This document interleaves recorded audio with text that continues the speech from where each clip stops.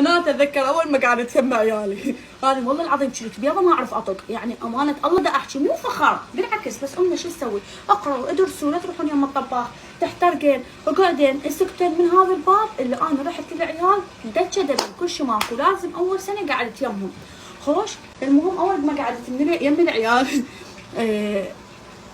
بوقتها عمتي متبله الدجاجه ومخلصتها، يمكن مسولفتها لكم بس دائما اتذكرها كل ما اسوي الدجاج متبلتها ومخلصتها، وهاي قالت هاي هسه اجي خوش. راحت لجواريهم بس شو تسوين هاي خليها بالتبسيم وخليها بالفرن خوش، وعلمتني منا الفرن ومنا اوكي كله تمام. رحت ما ادري كنت اسوي فوق انظبش، جيت لقيت الدجاجه ماكو افتح القى البزونه ساحلت بس تخيلون الموقف اللي بيجوجو ما اقبل باعدائي القى الدجاجه انا شلون اتبعتها بالمطبخ لان لقيت التتبيله صايره خط كامل وعندهم طرمه طويله امي، وين الطرمه الطويله؟ ما اخذتها للطرمه العريضه ورايحه بيها للحديقه على الخضار، عيني تريد تاكل لا على بالك البزونه على الخضار. يا يمه بكت هاي رجليناتي ما حسيت بيهن نملت، اول مره احس بشعور الرجلين تنمل. يا يمه دجاجه هالكبر هي ومال غدا وعمي بالدوام موظف وهذا الثاني حمايه جاي من الشغل تعبان، ذولا وين عندهم سالفه جنة فاهيه؟ هاي من تكون جنة فاهيه والله. قالت لي انا كل شيء ما اريد من عندك، يعني تدري بيا فاهيه.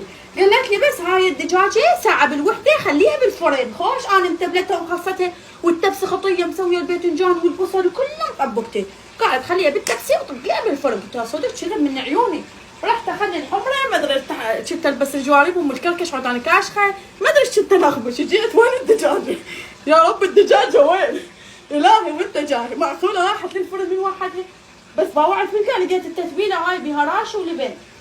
طالعه هيك رايحه بالطرمه طويله للطرمه العريضه طابه بالحديقه. قلت يماي لحقوني يماي شو اسوي انسان؟ انه بيم العيال صعبه يوم مهدي سهله، كان اكيد حسن هسه بالجاي احسس تقول مو اذا لا مو اذا وكان هاي جريمه وكان هاي سالفه ايش كبرها سويتي اني هاي انحكت بالواتساب رسم لازمك الواتساب راح هو كان هيك الموبايل بوقتها العجوز ايش قد قدمتي الو بالعشيره انتشرت بالعشيره وبوقتها يمكن ما كان اكو واتساب اتصالنا واما امنيه وهاي الحركات خوش. يا يما شو اسوي بروحي؟ والله العظيم اتطم روحي بيلقى عبود اصعب مرحله بحياتي هاي كانت، والدجاجه ما عرفت تلزميني